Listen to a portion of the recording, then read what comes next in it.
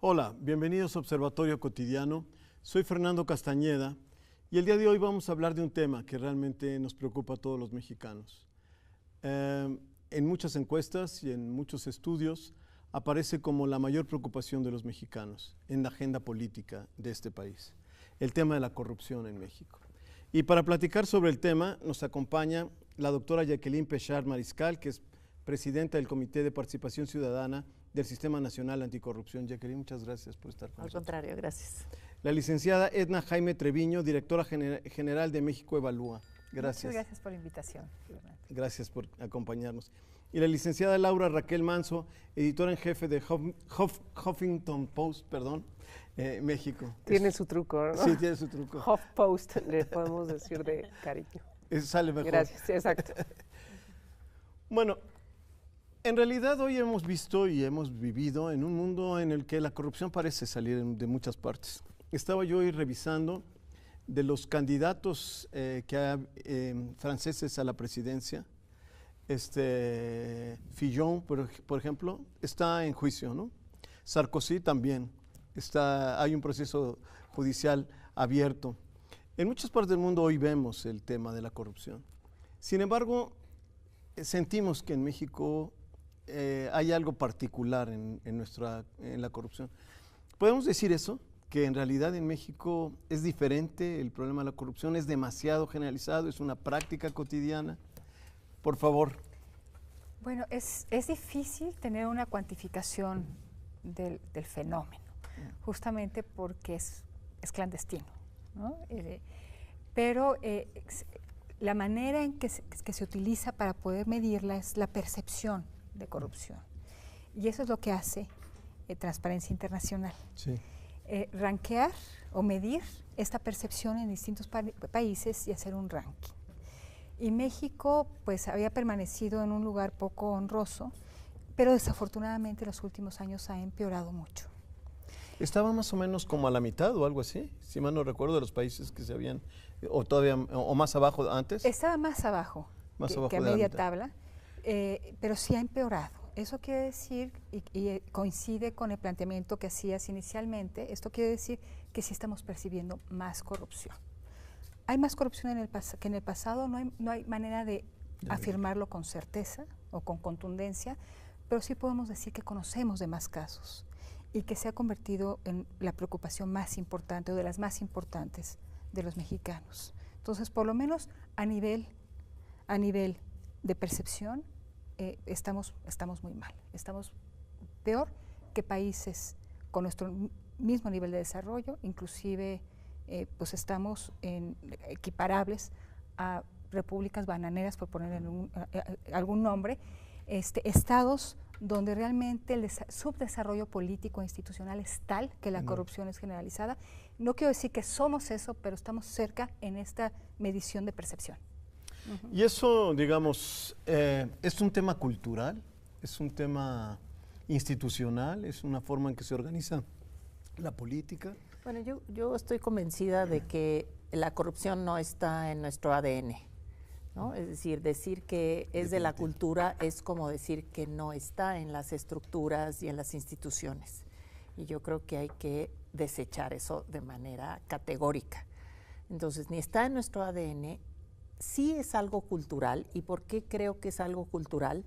Porque justamente las estructuras políticas y las relaciones y las instituciones en general, las instituciones estatales y su relación con la sociedad han estado atravesadas por la corrupción, y por una corrupción que se hace cotidiana, que se hace con una enorme tolerancia de los ciudadanos, en donde decimos, pues es mejor un poquito de corrupción, pero que funcionen las cosas, porque si no se atoran en la burocracia y en todas las redes estas horrendas de de las oficinas gubernamentales, ¿no? Entonces sí hay una cosa que tiene que ver con cómo funciona, cómo se hace la gestión gubernamental y pública en general.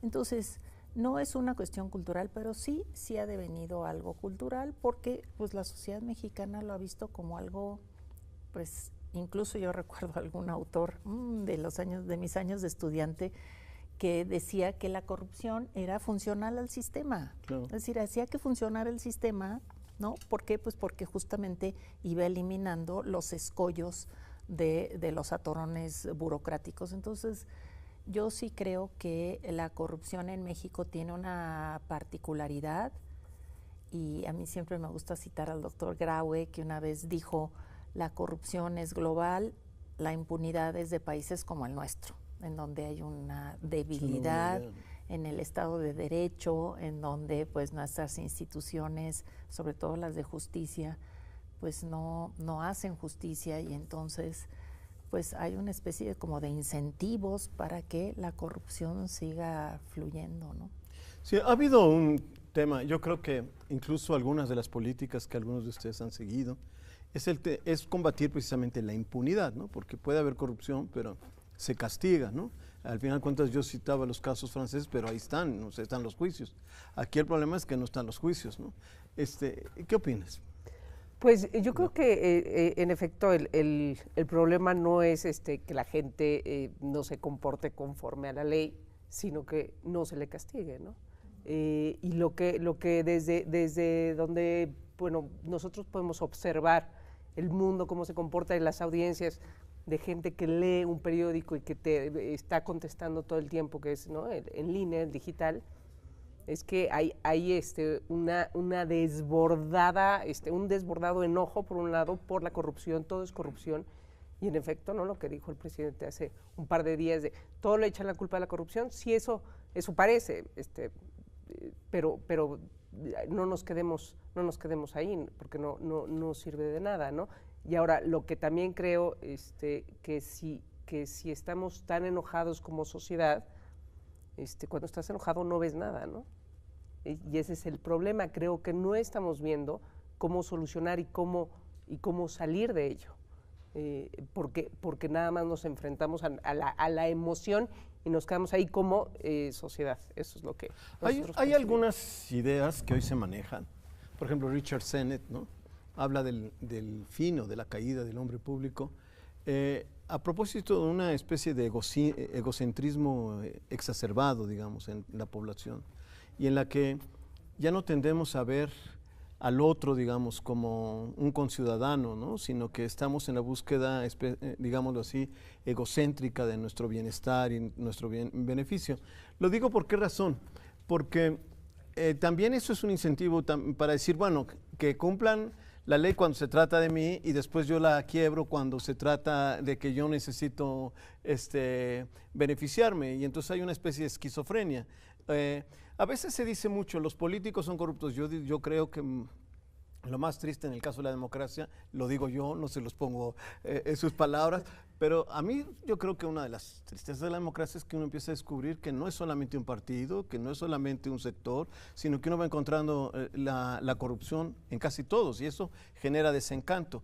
Pero también hay una cosa que a veces nos olvidamos, y yo sí creo que en la sociedad y en nuestra práctica cotidiana, en nuestra relación con la autoridad, nosotros presionamos a la coacción. Hace muchos años, Alejandro Moreno, cuando estaba en el Reforma, yo creo que fue hace como 3 años, hizo una encuesta a los policías sobre la corrupción. Y ellos se quejaban de cómo la gente los presionaba a propósito de la corrupción. Y en ese año, yo estaba ahí en el Consejo Científico de Reforma. Bueno, pues me pareció muy interesante la encuesta, y curiosamente, el 31 de diciembre, a mi hija, por culpa de ella, le llevaron su auto al corralón, porque se bajó a comprar pan y no sé qué. Entonces la fui a acompañar en la noche del 31 ahí para sacar el auto del corralón. Y me puse a observar cómo se comportaba la gente. Es impresionante. Los insulta, les dice que los van a acusar con el general no sé qué, el capitán no sé cuánto, mi compadre no sé quién, les ofrecen dinero. O sea, realmente no es solamente por el lado de la autoridad, hay una presión impresionante. Si alguna vez quieren verlo y alguna vez tienen la mala suerte de que terminan en el corralón o algo así, observen lo que hace la gente con las autoridades. Es impresionante. Y eso es lo que es muy obvio, ¿no? Pero cuando hablamos de la gente que emplaca sus coches en Morelos y no cree que está mal. Oye, es que yo no quiero pagar la tenencia. Aquí en ningún lugar del mundo cobran tenencia más que aquí. No, pero es que es un impuesto y que hay que pagarlo, si no, entonces no estás de acuerdo, acciona de otra manera, pero no es la correcta ir a emplacar con datos falsos a Morelos, ¿no? Entonces ya la gente ni siquiera, es como la normalización de la corrupción, que a mí me parece lo más grave. Pero es muy curioso, por eso decía a propósito del egoísmo, digamos, que los últimos 15 o 20 años se ha generalizado, digamos, ¿no? O por lo menos es una tesis de un sociólogo político o politólogo. Pero que eso no pasa en un lugar en donde la policía no se corrompe. Sí.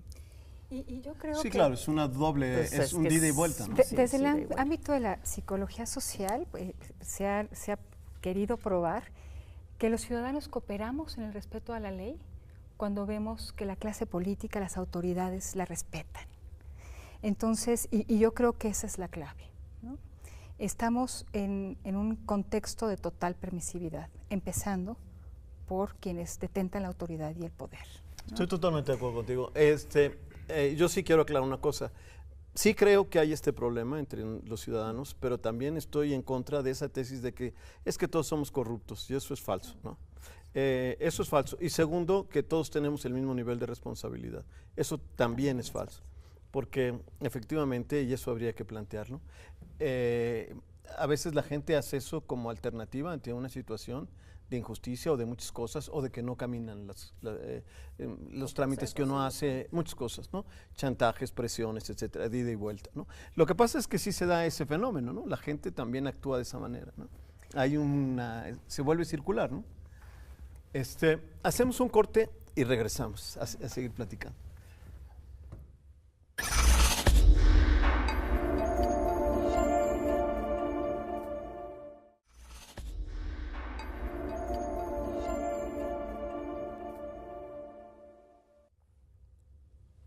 Bueno, hay una cosa, entiendo que, por ejemplo, creo que México Evalúa está participando con muchas otras organizaciones, creo que ustedes también están en este proyecto de, entre otras cosas, impulsar toda una serie de políticas y sobre todo el tema contra la impunidad, ¿no? Que me parece, independientemente de cuáles pueden ser las múltiples causas, me parece una idea muy importante, ¿no? Porque efectivamente esto se vuelve una especie de dominó, ¿no? En la medida en que la impunidad queda, en que casi todo el mundo sale impune, etcétera, evidentemente esto se vuelve un fenómeno de dominó. ¿Qué nos puedes contar sobre el tema de esta propuesta de ir contra la impunidad? Se ha hecho una gran apuesta al proponer un sistema nacional anticorrupción. Y la concepción o el diagnóstico del que parte esta propuesta del sistema nacional anticorrupción es de que tenemos una gravísima debilidad institucional. En las instancias que deben de prevenir la corrupción, o sea, que hacer control de la gestión pública, control de los recursos, pero también en su detección y su posterior sanción. Entonces, toda esta cadena, las instituciones que tienen esta función, pues acusan una grave debilidad, o por lo menos una gran fragmentación. No hay vasos comunicantes entre ellos. Entonces, el Sistema Nacional Anticorrupción es la apuesta por fortalecer las instituciones con las que ya contamos para combatir la corrupción, dándoles nuevas atribuciones, pero sobre todo articulándolas en lo que es el comité coordinador. Jacqueline Pechard es la presidenta de este comité coordinador y también del Comité de Participación Ciudadana. Y bueno, como todo proceso de construcción o fortalecimiento institucional o generación de capacidades institucionales, pues es un proceso bastante complejo. Pero es una apuesta que sí está mirando a las capacidades del Estado mexicano para poder controlar la corrupción. Eso por un lado. Por el otro, pues diversas organizaciones, que ya son muchas y ya formamos un colectivo bastante amplio, estamos trabajando o poniendo el acento en la Fiscalía General de la República, porque consideramos que es un elemento fundamental del Sistema Nacional Anticorrupción y es un elemento fundamental para que haya consecuencias, una investigación cabal de actos de corrupción que derive en una consecuencia, una sanción a la corrupción. Entonces, estamos en una coyuntura muy particular y muy importante, creo yo, una ventana de oportunidad para hacer una reforma importante de la Procuración de Justicia Y esto, si sale bien, tendrá una repercusión en el combate a la impunidad y, por lo tanto, en la corrupción. Los ejes? Digamos, un poco es fortalecer autonomías, ¿no? Por un lado, coordinación, o sea, ¿cuáles son los ejes de este proyecto? Yo diría que el centro es que los ciudadanos tienen una participación muy clara en el sistema. Ese es lo primero, digamos que la apuesta de este sistema, a diferencia de otros modelos de combate a la corrupción en el mundo, en este se apostó a que la manera de, digamos, robustecer a las instancias públicas que tienen distintas competencias en materia de investigación, detección o hasta sanción de la corrupción, pues que por la vía de la, si quieres, como de un catalizador ciudadano, que lo que va haciendo es ponerles, elevarles el nivel de exigencia, ¿no? Ese es el primero. Y el segundo creo que es justamente la coordinación. Entonces tú tienes una Secretaría de la Función Pública que tiene como propósito el control interno, ¿no? Es decir, cómo funcionan adentro las distintas dependencias gubernamentales, ¿no? Pero tienes una Auditoría Superior de la Federación que ve el control externo, ¿no? Y ya ve el ejercicio del presupuesto. Y tienes por otro lado un INAI que asegura que la información se publicite, porque la información es otro de los elementos claves del sistema, no sé si estés de acuerdo, pero sería el impulso ciudadano, la coordinación y el centro está en la información. Si nosotros tenemos buenas bases de datos que se puedan comunicar, por ejemplo, las compras públicas, ¿no? Esa ya hay una base Compranet, ¿sí? Pero ahora necesitamos saber quiénes son los responsables de las compras públicas. Entonces, una base de datos de los responsables de las compras públicas, una base de datos del Declaranet, que está en las declaraciones patrimoniales, ¿no? Pues no solamente para ver si hay enriquecimiento ilícito, sino para ver si hay conflictos de interés, ¿no? Es decir, también han surgido como que tiene una conceptualización nueva de por dónde va la corrupción, y yo diría que en la conceptualización, y con esto ya termino, pues la idea es que no es que la corrupción sean unos sujetos, digamos, inmorales que agarran dinero y se lo llevan a su bolsillo. Es que la corrupción está en redes, es sistémica y implica el involucramiento de una serie de actores y con mucha frecuencia de los públicos y los privados. De suerte que hoy la Ley General de Responsabilidades Administrativas también sanciona a particulares. Esto es una novedad para nosotros. Antes los sancionables eran pues los servidores públicos. Ahora no, ¿no? Incluso pueden ir hasta la desaparición de una empresa si es necesario por el tipo de falta. Entonces, sí se trata de fortalecer, como dice Edna, las capacidades institucionales, la coordinación, la palanca ciudadana y la información en el centro. Eso es muy importante, porque pues ya se han hecho públicas, incluso de empresas internacionales, ¿no? Overbrecht y estas, pues que han dado dinero, que de alguna manera corrompen altos funcionarios, ¿no? Entonces eso es muy importante, me parece central. ¿Y los medios cómo pueden jugar un papel en esta...? Pues yo creo que digo, por muchos lados, pero quizá los medios ahorita, algunos como el Huffington Post, estamos buscando explicar, ¿no? Con peras y manzanas, ¿no? Asuntos tan complejos que si no eres un especialista, ¿no? No lo vas a entender, ¿no? Creemos que para que haya un mejor entendimiento y de lo que vives y también como un querer cambiar las cosas, pues hay que saber de qué se trata, ¿no? Son tan complejos ahora los sistemas de corrupción y pues sí, público y privado, pero es un rollo nada fácil de entender, y entonces nosotros estamos haciendo este ejercicio de desbarátalo en pedacitos y entrégalo de alguna manera sencillo, ¿no? Que funciona muy bien también en medios digitales.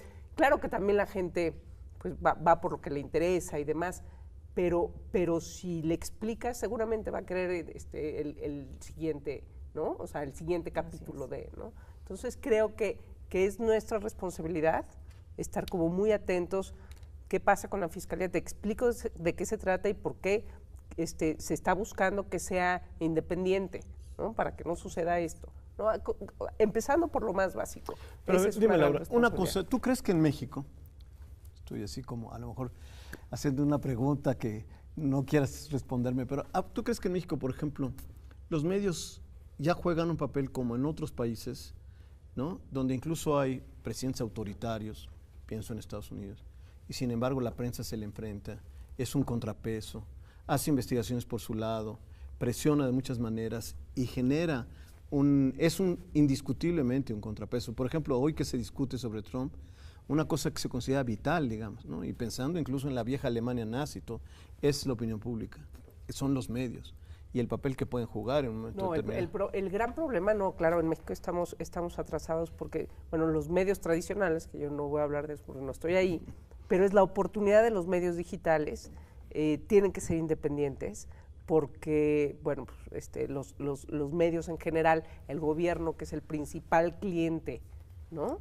Y ellos deciden a quién invertir y cuánto invertir, pues entonces ahí hay una conversación que sucede entre el dueño del medio y el dueño. Entonces, pues los digitales, que somos más pequeños, que somos chiquitos, eso nos toca. Y esa es la gran oportunidad.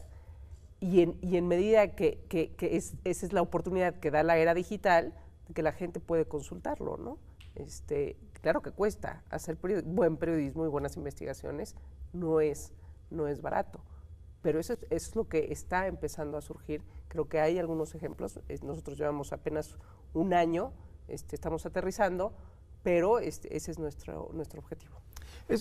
Digo, todo este tema multicausal y todas estas cosas de las que estamos hablando, pero tanto lo que tú decías, Jacqueline, ¿no? Como el papel de estos medios y de las redes y hoy todo este fenómeno digital que es muy importante, pues yo creo que eso es fundamental para que la ciudadanía pueda involucrarse más, ¿no? Por un lado, que la transparencia, a veces la transparencia, la gente no se da cuenta de lo que puede acceder, ¿no? Hay cosas en las que todavía le falta, ¿para qué le sirve?